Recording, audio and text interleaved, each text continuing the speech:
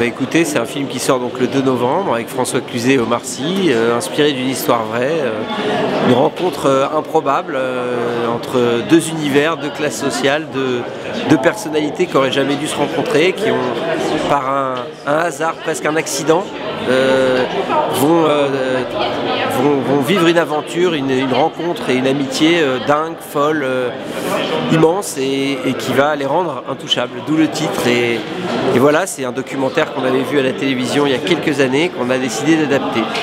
C'est à la suite d'un accident qu'un riche aristocrate, donc interprété par François Cluzet, va engager un auxiliaire de vie qui est un jeune de banlieue qui sort de prison. Donc c'est deux mondes vraiment très éloignés l'un de l'autre. Il y en a un qui vit dans un hôtel particulier de 5000 m², l'autre qui vit dans une tour en banlieue parisienne. Et en fait, ce sujet comportait plein de dimensions très intéressantes. Après, c'est une comédie, donc nous on a décidé de l'aborder sous l'angle de l'humour. Parce que quand ils se sont rencontrés, c'est l'humour qui les a sauvés, finalement, qui se sont presque sauvés la vie l'un l'autre. Donc il y avait à la fois un sujet de fond très intéressant et puis en plus évidemment un décalage qui se prêtait beaucoup à la comédie. Le franc-parler d'un mec de banlieue quand quelqu'un est handicapé, c'est qu'il n'a aucune pitié, aucune compassion. Et quelque part, cet aristocrate n'attendait que ça, c'est-à-dire qu'on le considère sans pitié pour pouvoir avoir une relation avec quelqu'un. C'est ce qui s'est passé et c'est ce qui nous a forcément beaucoup inspiré.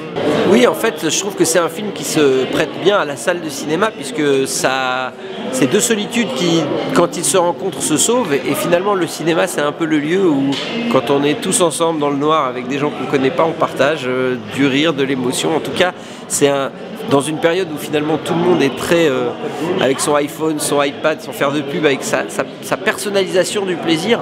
Nous, on propose un plaisir qui est un peu commun et le film se prête bien à l'expérience de la salle, c'est-à-dire vraiment venir partager. On voit là, on fait une tournée en province, on était encore à Lyon hier soir et on bouge à droite à gauche. On voit finalement des gens qui sont assez heureux de se retrouver avec des gens qu'ils ne connaissent pas et c'est assez agréable. C'est assez agréable. Sur Internet, déjà nous, on travaille aussi avec Internet, par exemple, ce lien social fait qu'aujourd'hui, quand on quitte des salles avec lesquelles on n'a pas le temps de discuter, on a mis une page intouchable Facebook et les gens discutent du film et nous on discute avec eux quand on est sur les routes.